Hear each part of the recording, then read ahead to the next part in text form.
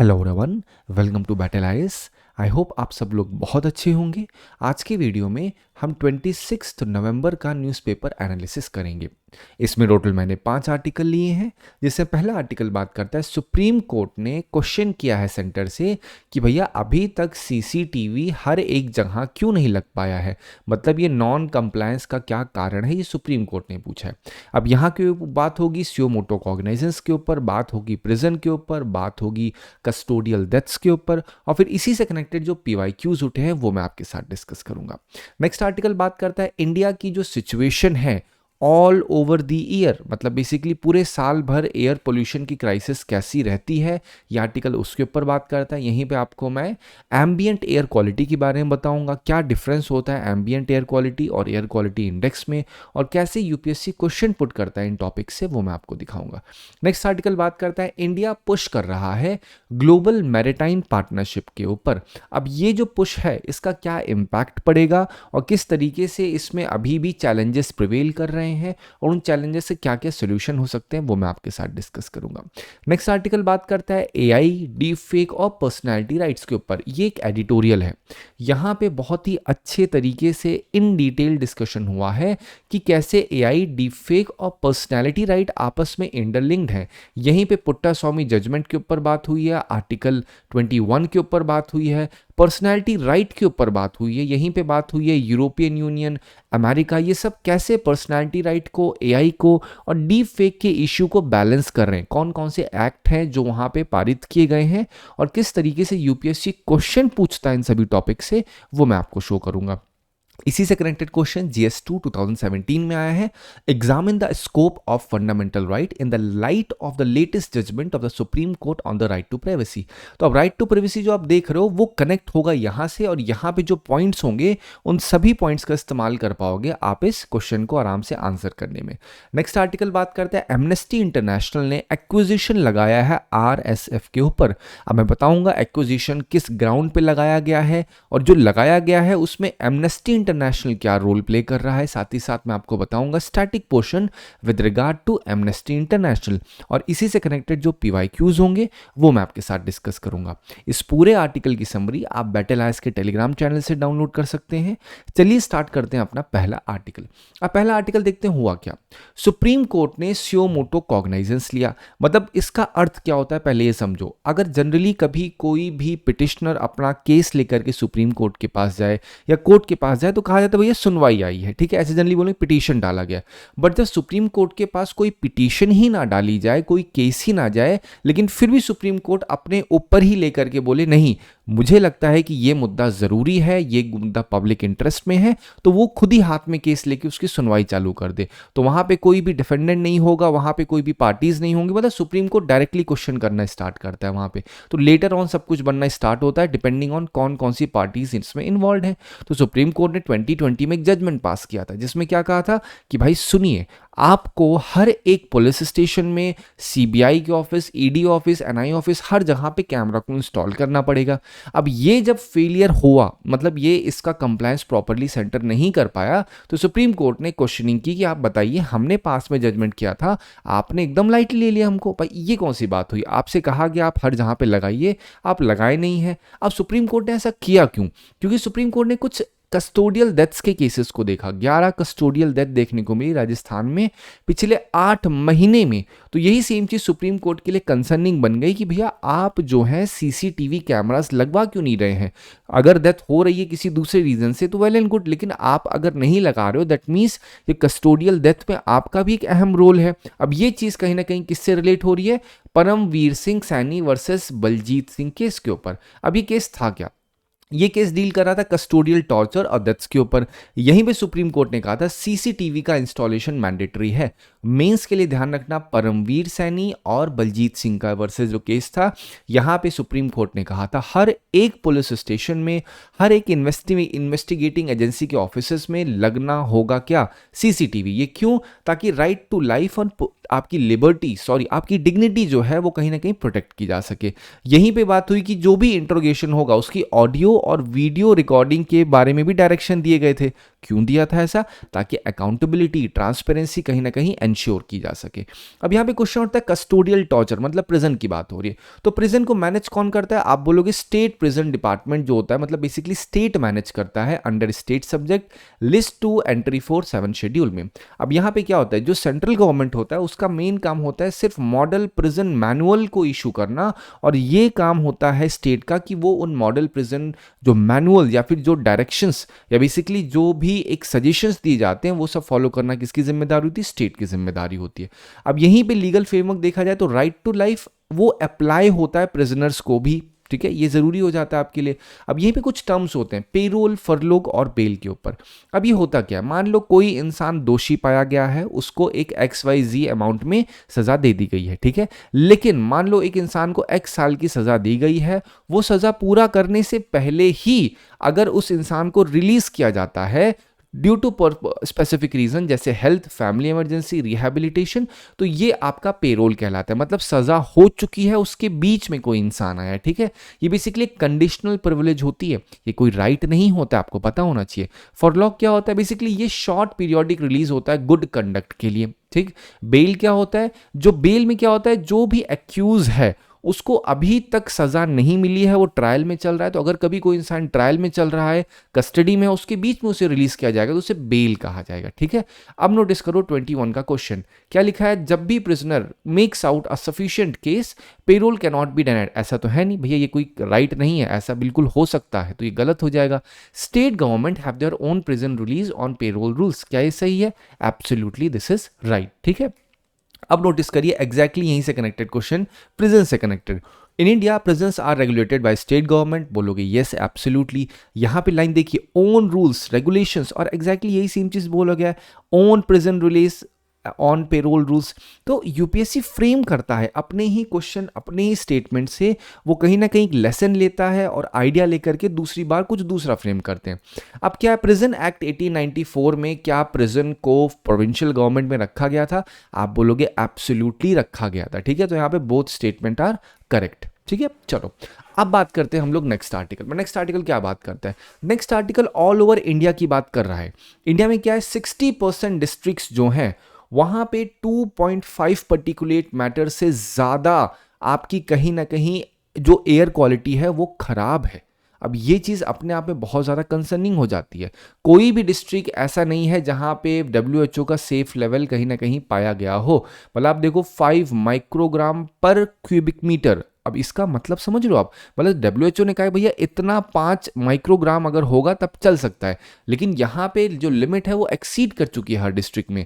अगर वर्स कहा जाए तो ऑब्वियसली दिल्ली, आसाम, बिहार, हरियाणा सब जहाँ पे बहुत ज़्यादा वर्स्ट हिट है एयर पोल्यूशन क्राइसिस से, और विंटर में बहुत ज़्यादा पोल्यूटेड सीजन होता है। यहीं पे क्या होता है, 82% डिस्ट्रिक्ट्स जो होते हैं वो इस सेफ लिमिट को क्रॉस कर जाते हैं। अब यहाँ पे एक चीज़ आई है भैया, व्हाट इज नैक्स, जिसे आप कहते हो national ambient air quality standards. ये इशू किया जाता है CPCB के द्वारा। आपको पता होना है CPCB क्या है, ये आपकी स्टैट्यूटरी बॉडी है, ठीक है। तो अब यहाँ पे क्या है, अंडर एयर एक्ट 1981 ये चीज़ होती है कि नैक्स जो है, जिसे आप national ambient air quality standard कहते हो, यहाँ पे हर एक पॉल्यूटेंट की सेफ लिमिट सेट की जाती है। ध्यान रखिएगा, यहीं पे मैं डिफरेंस समझाऊंगा AQI और आपका national ambient air quality standard के बीच में। तो अब ये क्या है, जो अगर बोलोगे यहाँ पे सेफ लिमिट डिसाइड कर दिया, मतलब जैसे बोल दिया आपका ये NO2 है, नाइट्रोजन डाइऑक्साइड है, तो यहाँ पे क्या होगा, बोल देंगे भैया इसका जो है 10 ग्राम नहीं 10 माइक्रोग्राम रख लेते हैं। अगेन मैं एक हाइपोथेटिकल बता रहा हूँ, जैसे बोल देंगे यहाँ पे 1 यूनिट होगा मैक्स टू मैक्स, लेकिन अब यहाँ पे ये क्या है, ये स्टैंडर्ड सेट कर दिया है। एयर क्वालिटी जो आपका इंडेक्स होगा यहाँ पे क्या होगा, यहाँ पे एग्जैक्ट बताया जाएगा इन नंबर कि कितना ज्यादा है। अगर बोल रहे हैं 5 यूनिट तो ये बताएगा भैया वहाँ की एयर क्वालिटी ऐसी है, लेकिन नेक्स्ट जो है वो कि एयर क्वालिटी को नहीं मेजर करता, ये सिर्फ स्टैंडर्ड को बताता है कि भैया ये है। इस रेफरेंस इस पूरी चीज़ों को एक रेफरेंस पॉइंट बना के आपको मेजर करना है किसी भी एयर की क्वालिटी।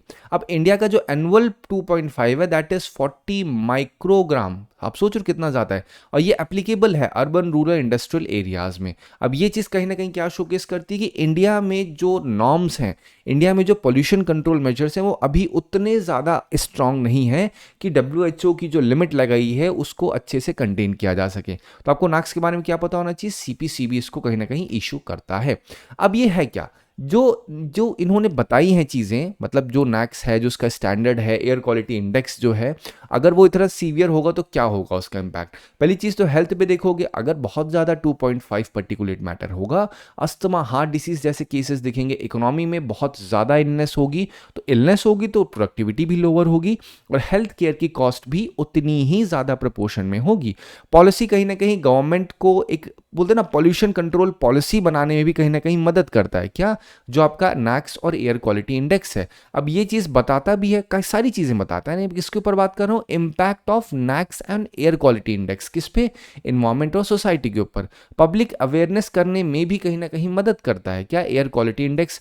अर्बन प्लानिंग में मदद करता है, इन्वायरमेंट में कहीं ना कहीं कैसे मदद करेगा, जो क्रॉप्स हैं, सॉइल हैं, वाटर, बायोडाइवर्सिटी हैं, वो कैसे डैमेज हो रहे हैं, तो उसको भी कहीं ना कहीं शो कैसे पता चलता है हमें, अगर इनकी प्रॉपर मेजरमेंट किया जाता है तो पता चलता है क्लाइमेट चेंज कैसे हो रहा है, वेदर का इम्पैक्ट कैसे पड़ रहा है और कैसे जो बायोडाइवर्सिटी है वो सीवियरली और इन्वर्सली इम्पैक्ट हो रही है। ठीक है, चलो अब मैं बात करता हूँ 2016 का क्वेश्चन। आपको पता होगा एयर क्वालिटी इंडेक्स में अलग अलग पॉल्यूटेंट्स होते हैं, अलग अलग बोलते हैं ना क्राइटेरिया सेट हुई है जिसके आधार पे इसे नापा जाता है। तो यहाँ पे कार्बन डाइऑक्साइड नहीं है, आपको कई बार बताया, मीथेन भी देखने को नहीं मिलेगा, कार्बन मोनोऑक्साइड मिलेगा, नाइट्रोजन डाइऑक्साइड मिलेगा, सल्फर डाइऑक्साइड में। तो आप 2, 3, 4 बोलोगे, सही है इसमें। ठीक है, चलो अब बात करते हैं हम लोग नेक्स्ट आर्टिकल पे। नेक्स्ट आर्टिकल क्या बात करता है, राजनाथ सिंह ने इस बात को अर्ज किया कि भाई हमें ना ग्लोबल कोऑपरेशन करना होगा, कोलैबोरेशन करना होगा, जिससे नेक्स्ट जनरेशन का मैरीटाइम टेक को हम अपग्रेड कर सकें, उसे बना सकें। हाईलाइट किया है कि भैया हमें ना जो मेक इन इंडिया या फिर जो इंडिजिनाइज शिप बिल्डिंग इकोसिस्टम है हमें वो बनाना होगा।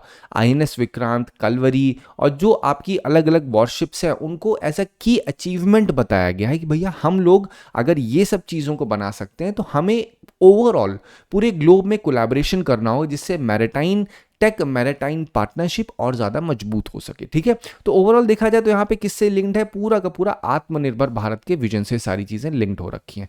आपको लगता है कैसे मदद करता है, हाउ डज इट हेल्प, तो आप बोलोगे भैया अगर मैरीटाइम पार्टनरशिप होगी तो स्ट्रैटेजिक सिक्योरिटी भी बूस्ट होगी, जॉब भी मजबूत होगी, बढ़ेगी, साथ ही साथ एमएसएमई भी स्ट्रेंथन होगा, इंपोर्ट पे जो डिपेंडेंस है वो कहीं ना कहीं कम होगी, टेक एंड इनोवेशन भी इम्प्रोवाइज होगा हमारा। और अगर देखा जाए तो यहाँ पे क्या होगा, इंडिया की image as a global maritime power भी मजबूत होगी। अब ये क्या है, ये मैरीटाइम के रेफरेंस से मैंने चीजें बताई, क्या क्या इंपैक्ट हो सकता है अगर हम ग्लोबल मैरीटाइम पार्टनरशिप करेंगे। अब सवाल उठता है कि भैया इनके चैलेंजेस क्या क्या हैं, तो बोलो पहली चीज तो एडवांस शिप बिल्डिंग अभी तो हम कर नहीं पा रहे हैं उतने अच्छे तरीके से, कर भी रहे हैं तो उसकी कॉस्टिंग बहुत ज्यादा है, टेक का गैप है, और टेक का गैप है इस वजह से क्या हो रहा है, जो बोलते हैं ना स्टेट ऑफ आर्ट या फिर कहा जाए जो एक एडवांस लेवल पे टेक को या फिर मशीनरीज को लगाना होता है वो कहीं ना कहीं नहीं लग पाता है उतने अच्छे तरीके से। तो ये भी चीज़ शो करता है, स्किल्ड मैन पावर की ज़रूरत है और हमारा competition China, south Korea, Japan के साथ है।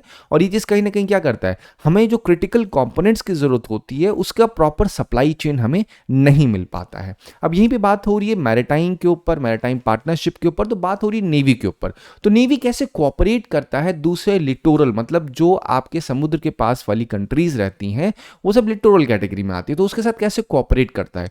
तो उसके लिए आपका एक पूरा का पूरा सेटअप बना है जिसका नाम क्या है, इंडियन ओशियन नेवल सिंपोजियम। ये क्या है, ये एक फोरम है नेवीज के लिए जो इंडियन ओशियन रीजन में हैं या एग्जिस्ट करती हैं। अब ये इंडियन नेवी के द्वारा 2008 में लॉन्च किया गया था। इसमें 24 मेंबर्स, 8 ऑब्जर्वर्स देखने को मिलेंगे।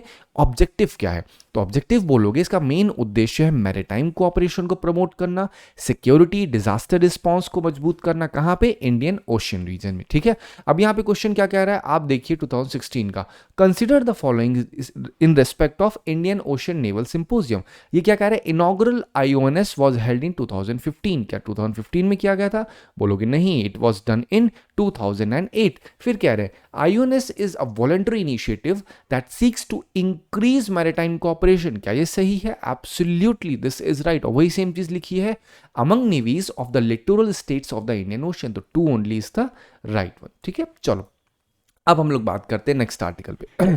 अब नेक्स्ट आर्टिकल बात करने से पहले आप एक बार समझिए पॉइंट क्या कह रहा है। रिसेंटली आपने केसेस सुने होंगे कि भैया बच्चन ने सू किया था किसको, गूगल को, यूट्यूब को। क्यों? क्योंकि उनके जो फोटोज थे, उनके जो कोई भी वीडियोस थे, उसको डीप फेक, एआई के द्वारा डीप फेक करके उसका मिसयूज किया जा रहा था। अब एआई क्या करता है, एआई कहीं ना कहीं रियलिटी को ब्लर कर देता है, और ब्लर करने के बाद क्या होता है, जो रेपुटेशन होती है, इनकम होती है, वो सारी की सारी डैमेज होने का खतरा बढ़ जाता है इन सब चीज़ों से। अब यहीं पे क्वेश्चन उठता है, what is personality right. Personality right मतलब आपकी जो पर्सनैलिटी है, आपकी जो आइडेंटिटी है, उसका control over name, image, voice, likeliness, इन सब को हम पर्सनैलिटी राइट के अंडर में डालते हैं। अब इंडिया की बात की जाए तो यहाँ पे जो पर्सनैलिटी राइट का कॉन्सेप्ट है, ये आर्टिकल 21 से कहीं ना कहीं फ्लो होता है, जो कि पुट्टास्वामी केस 2017 का था, जहां पे राइट टू प्राइवेसी के बारे में कहा गया था भैया ये आपका फंडामेंटल राइट है। अब इंडियन केसेस में अमिताभ बच्चन, अनिल कपूर, अरिजीत सिंह, यहां पे कहीं ना कहीं जो जुडिशरी है उसने रिकॉग्नाइज किया था कि भैया personality right is very important. अगर वो नहीं होगा तो कहीं ना कहीं इंसान की इमेज बहुत ज्यादा, जो रियल इमेज है और जो वर्चुअल इमेज है, दोनों में बहुत डिफरेंस हो जाएगा। अब आप थोड़ा सा आर्टिकल अगर पढ़े होगे तो यहाँ पे एक चीज देखिए क्या लिखा है, ये आप खुद से पढ़िए, जो मैंने हाईलाइट कर रहा हूं यहाँ पे क्या लिखा है, जनरल डेटा प्रोटेक्शन रेगुलेशन 2016। इसके ऊपर क्या लिखा है, आप बस पढ़ो जो मैं कह रहा हूं, ईयू लिखा है, देखो ध्यान से। आप जो मैंने हाईलाइट किया आपने दोनों चीज पढ़ ली होगी। क्या है, ईयू का GDPR AI एक्ट 2024 के बारे में बात हुई है यहाँ पे, ठीक है। ये कब आया था, 2016 में आया था। इसी को आगे चल के एक AI एक्ट बना दिया गया, ईयू का AI एक्ट बना दिया गया। बट मेन चीज कब आई थी, 2016 के रेफरेंस में। अभी जो मैंने बोला आपको सिग्निफिकेंस समझ में आएगा, क्वेश्चन कैसे फ्रेम होते हैं।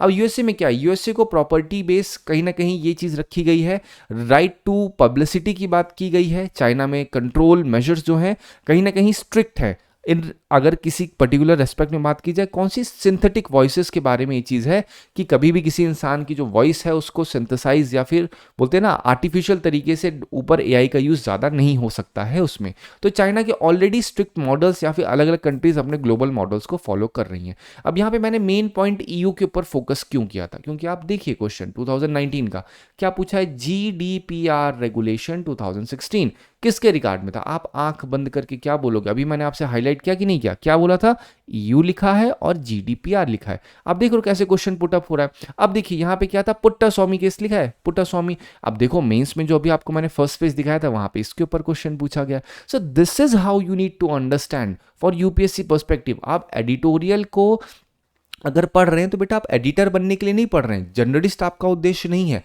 आपका साधारण सा उद्देश्य है कि जो कोई भी पॉइंट्स हैं उन पॉइंट से सहारा लेकर के आप क्वेश्चंस को सॉल्व कर सकें, ठीक है। अब यहाँ पे एआई और पर्सनैलिटी राइट के क्या क्या की चैलेंजेस है। पहली चीज तो डीप फेक, कोई क्लियर लॉ नहीं है, एनोनिमिटी होती है, कौन एआई की वीडियोस बना रहा है, और कंटेंट का स्लो डाउन ही बहुत लो होता है। कभी भी अगर कोई भी ऐसा एआई जनरेटेड फेक वीडियो बना है, अब इसमें मिसयूज हो जाता है फेस का, वॉइस का, स्टाइल का, वो भी विदाउट कंसेंट। ये सब क्या है, ये सारी की सारी चीजें एज अ चैलेंज है। अब अर्जेंट नीड क्या है, एक सेपरेट लॉ होना चाहिए, एआई की वाटर मार्किंग होनी चाहिए मैंडेटरी, भैया ये जो वीडियो, ये जो कंटेंट आप देख रहे हो ये आपका एआई जनरेटेड है। यही सेम चीज इलेक्शन कमीशन ऑफ इंडिया ने इस बार बिहार में क्या बोला था मॉडल में, उन्होंने कहा भैया अगर कोई भी एआई जनरेटेड वीडियो, कोई भी AI generated deep fake content अगर इलेक्शन में यूज हो रहा है तो you need to mention it clearly that it is AI generated. तो आप इसको अपने मेंस में यूज कर सकते हो अच्छे तरीके से, रिलेट करके आसानी से, ठीक है।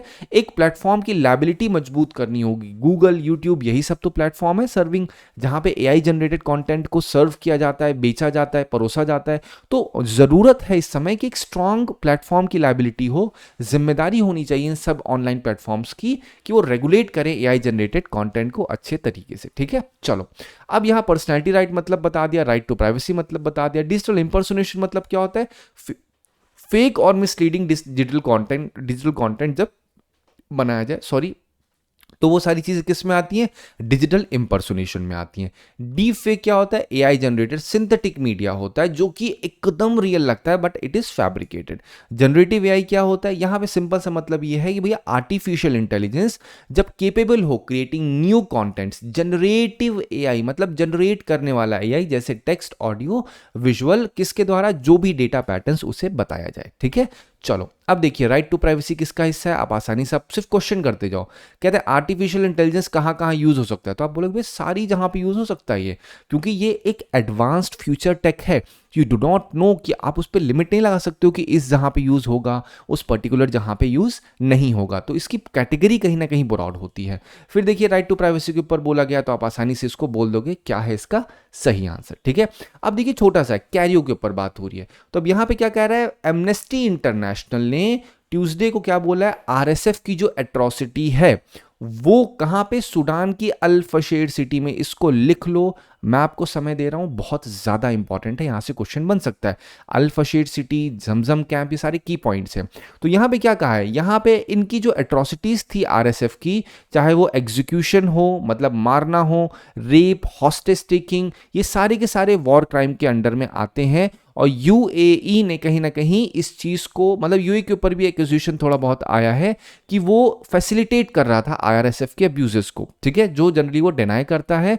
और सूडान में जो डिवास्टेटिंग कॉन्फ्लिक्ट हो रहा है, इसमें बहुत थाउजेंड्स लोग मारे गए हैं और मिलियंस लोग डिस्प्लेस हुए हैं, तो क्वेश्चन बहुत हाई चांसेस यहां से पूछा जा सकता है। अब पॉइंट है, व्हाट इज एमनेस्टी इंटरनेशनल।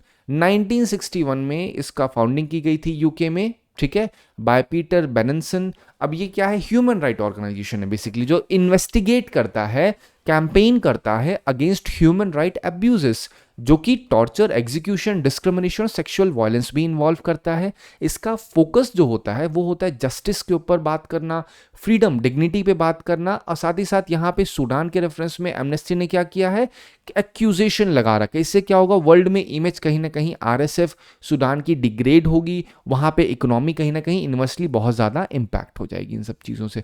अब देखिए 2015 क्वेश्चन क्या है, एमनेस्टी इंटरनेशनल इज व्हाट। तो आप क्या बोलोगे, आप एक बार खुद आराम से पढ़िएगा तो आप आसानी से बोल पाओगे, it is what, it is a global human right movement, that's all, ठीक है। आप आसानी से एक बार सारी चीजें पढ़ो।